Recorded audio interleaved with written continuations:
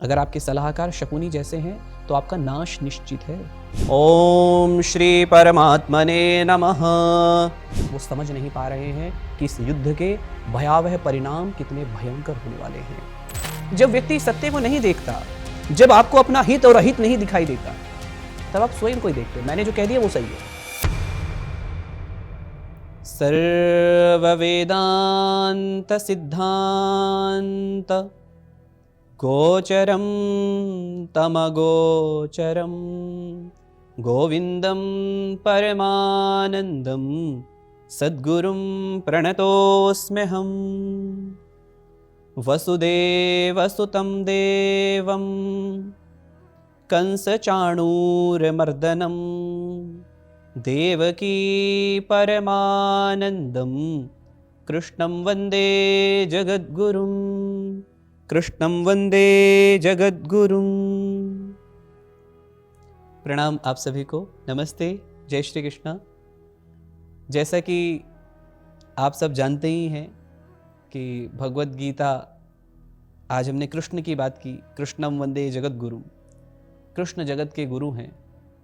अब वो कैसे हैं तो जानते हैं। उसके लिए सबसे पहले तो आप सभी का स्वागत है सनातन कनेक्ट में। और क्योंकि आज से हम जो आरंभ करने जा रहे हैं, मुझे लगता है कुछ लोगों के तो मन का विषय है। कुछ लोग कहते थे कि हम शुरू करना चाहते हैं पर समय नहीं रहता, तो एक स्वर्णिम अवसर आप सभी के लिए सनातन कनेक्ट की ओर से दिया जा रहा है। और मुझे लगता है कि इससे आप स्वयं भी लाभान्वित हो सकते हैं और अपने अन्य जनों को भी लाभान्वित कर सकते हैं। जी हाँ, मैं बात कर रहा हूँ श्रीमद् भगवद गीता की, जिसके बारे में आप सभी ने बहुत बार सुना है और बहुत बार आपने पढ़ने की चेष्टा भी की है। पर कई बार आपने संस्कृत में पढ़ा या हिंदी में पढ़ा तो आपको समझ में नहीं आया। क्यों? क्योंकि वो किसी ने समझाया नहीं, या आपने उसको आज से जोड़ करके नहीं देखा, या बहुत बार आपके असमंजस की स्थिति बनी रही। तो कई बार तो हम यहाँ पर भी कंफ्यूज रहे कि भगवद गीता और भागवतम दोनों एक हैं या अलग अलग है। तो what is the difference between Bhagavad Gita and Shrimad Bhagavatam? Firstly, we have to know Bhagavad Gita is a part of Mahabharata and Srimad Bhagavatam is a Mahapurana. ये एक 18 पुराणों में से एक महापुराण है। अब महापुराण किसने वर्गीकरण किया है इनका? तो उनका नाम है कृष्ण द्वैपायन। जी हाँ, जिनको हम वेद व्यास जी भी कहते हैं। अब इनका नाम इसीलिए वेद व्यास हुआ क्योंकि इन्होंने वेदों को अलग अलग भागों में बांटा। अलग अलग भाग, ऋग्वेद, यजुर्वेद, सामवेद, अथर्ववेद, ऐसे जो इनको वर्गीकरण जिसने किया वो कृष्ण द्वैपायन जी ही हैं, जिनका नाम है महर्षि वेदव्यास। श्रीमद् भागवतम क्या है? इन्हीं के पुत्र हुए हैं जिनका नाम है शुकदेव महाराज, महर्षि वेदव्यास जी के पुत्र। उनके द्वारा राजा परीक्षित को सुनाई गई भगवान नारायण की लीलाओं का एक महापुराण है श्रीमद् भागवत महापुराण। श्रीमद् भगवद गीता क्या है?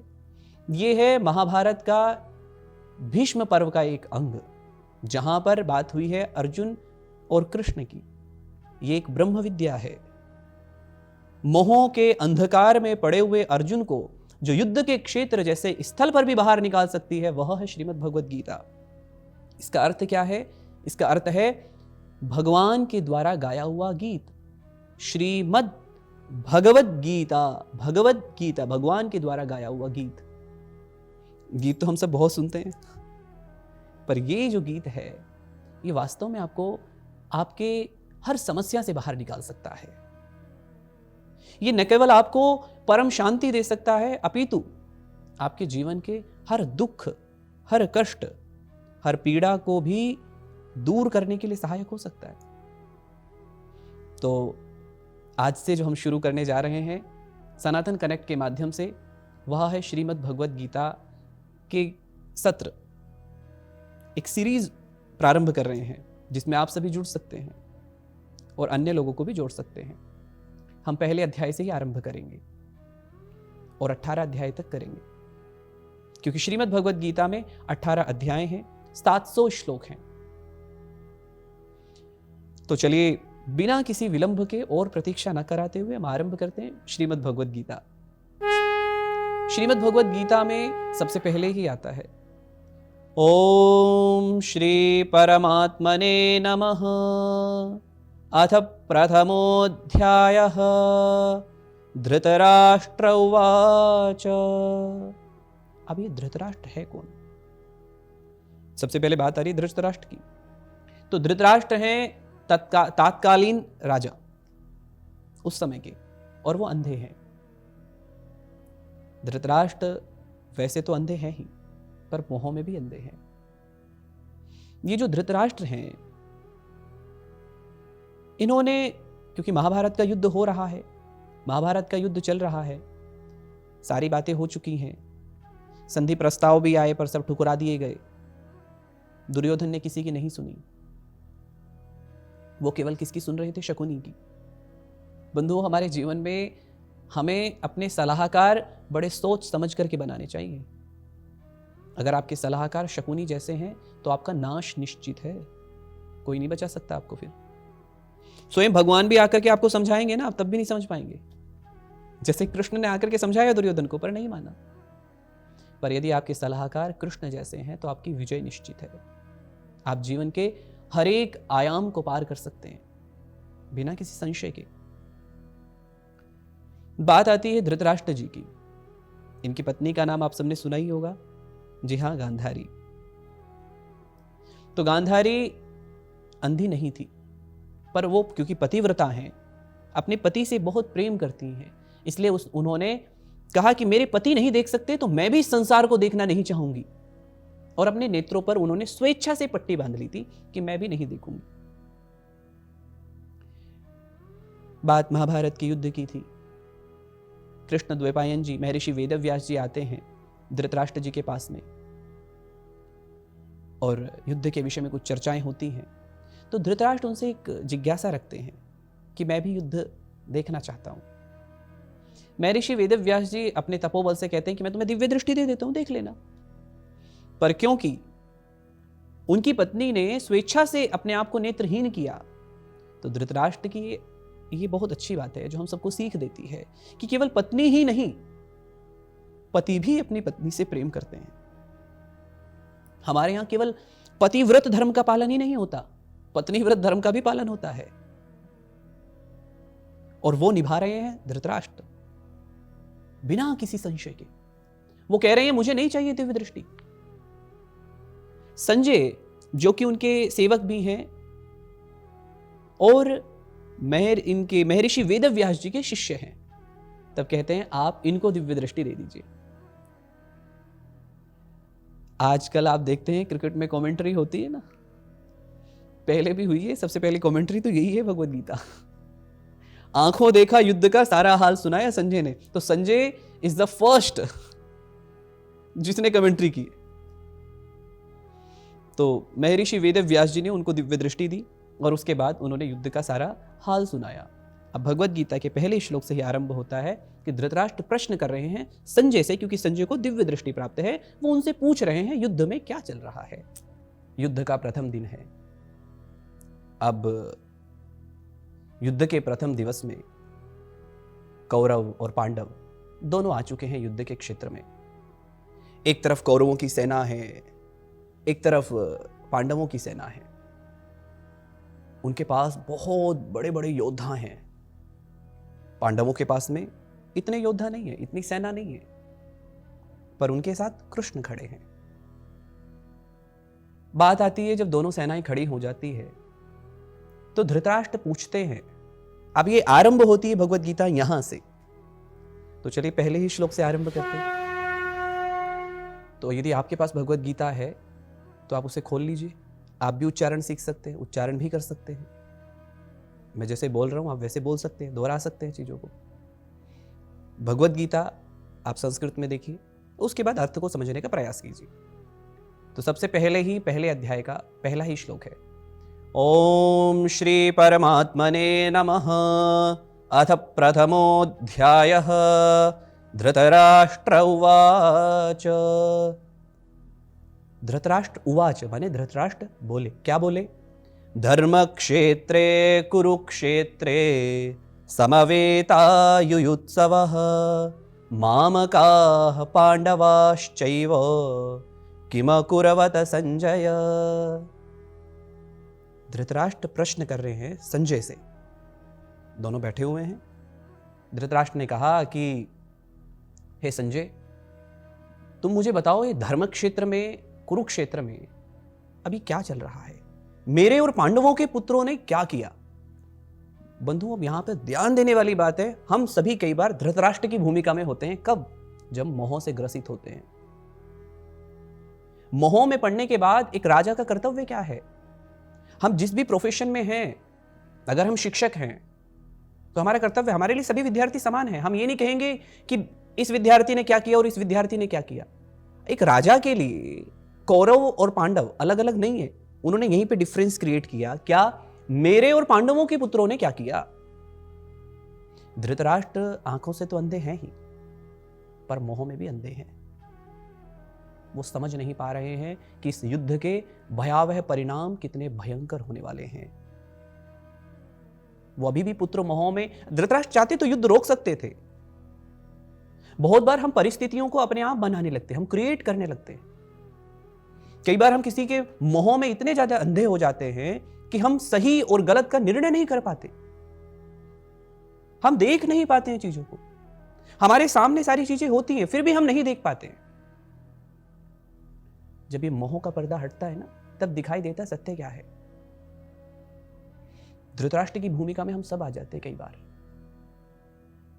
परिस्थिति चाहे कैसी भी रहती हो, पुत्र मोह, भ्रातृ मोह, मोह चाहे कैसा भी है, राज्य का मोह, कुर्सी का मोह मोह तो मोह होता, अटैचमेंट। इस अटैचमेंट के चलते हम कई बार सही और गलत के बीच के डिफरेंस को क्रिएट नहीं कर पाते। हम केवल एक माइंडसेट बना लेते हैं, ऐसा है तो बस यही सही है। अब वो कह रहे धर्म क्षेत्र में, कुरुक्षेत्र में मेरे और पांडवों के पुत्रों ने क्या किया? हे संजय, तुम मुझे बताओ। अब संजय बोलते हैं, संजय उवाच। संजय ने कहा, उवाच माने बोलना।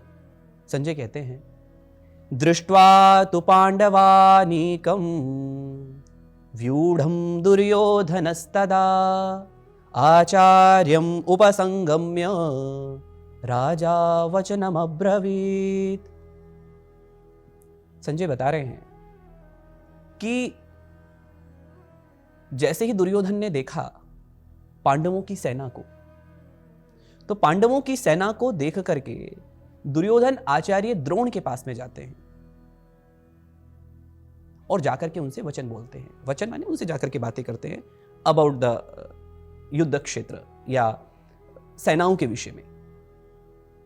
आपने एक बात देखी होगी, जब हम डर जाते हैं, जब हमें भी पता होता है कि भयावह परिणाम होने वाले हैं, तब हम अपने डर पर विजय पाने के लिए अपने दिमाग को, अपने माइंड को डाइवर्ट करते हैं।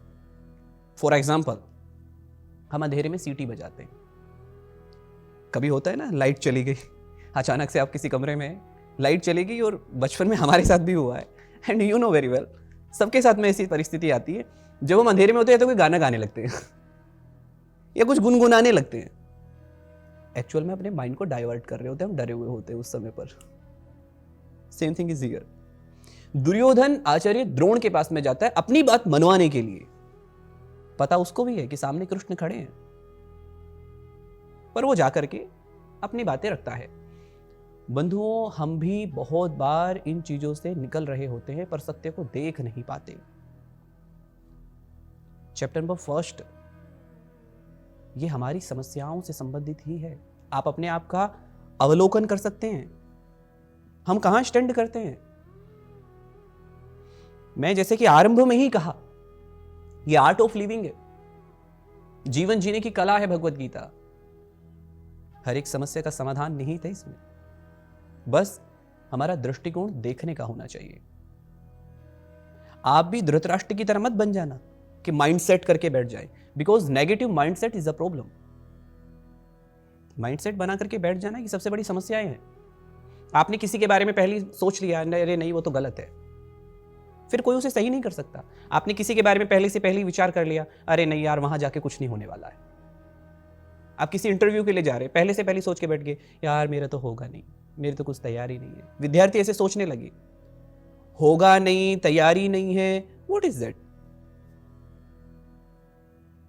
ये कोई मार्ग नहीं है जाने का। We have to think about that.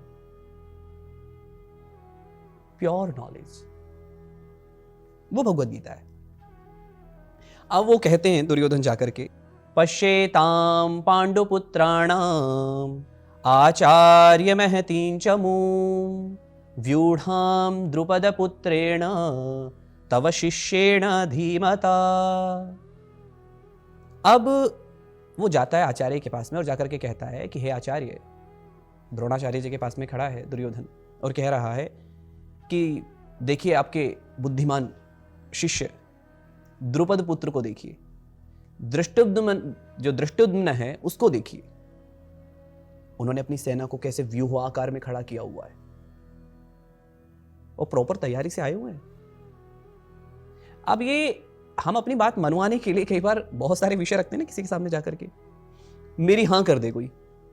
हाँ हम किससे चाहते हैं? जैसे फॉर एग्जाम्पल बच्चा क्या करता है, जब अपने आप किसी काम को कर रहा हो, निर्णय स्वयं ले लिया हो, तो माता पिता की सहमति चाहता है और वह सहमति लाने के लिए कई बार बातों को घुमा फिरा करके कहना चाहता है, देखिए ऐसा है, देखिए वैसा है। ये बहुत बार होता है।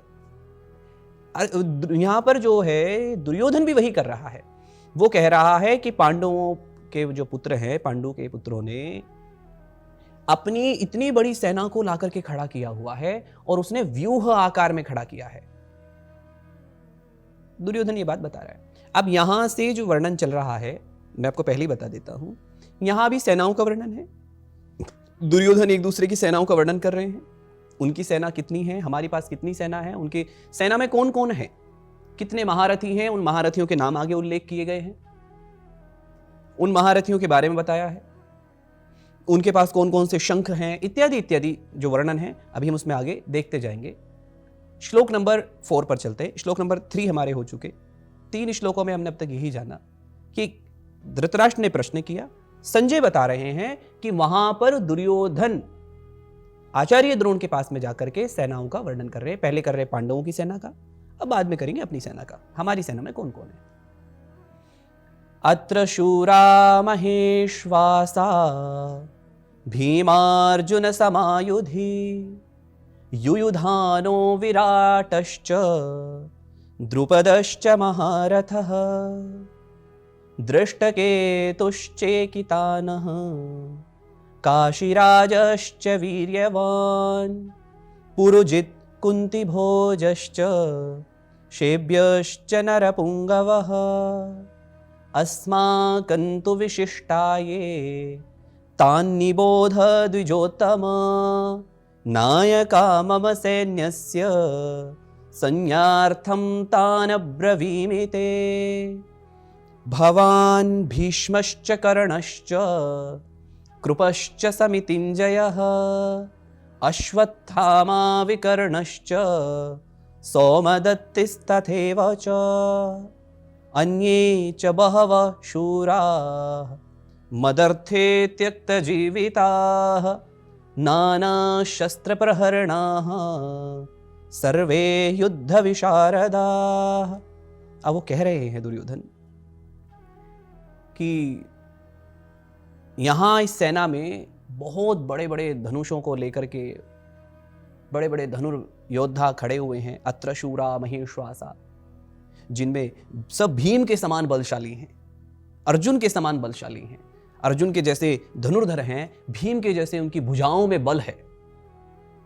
युयुधान है, विराट है, द्रुपद हैं, ऐसे महारथी भी उसमें हैं। अभी किसकी सेना के बारे में बता रहे हैं? पहले पांडवों का वर्णन कर रहे हैं।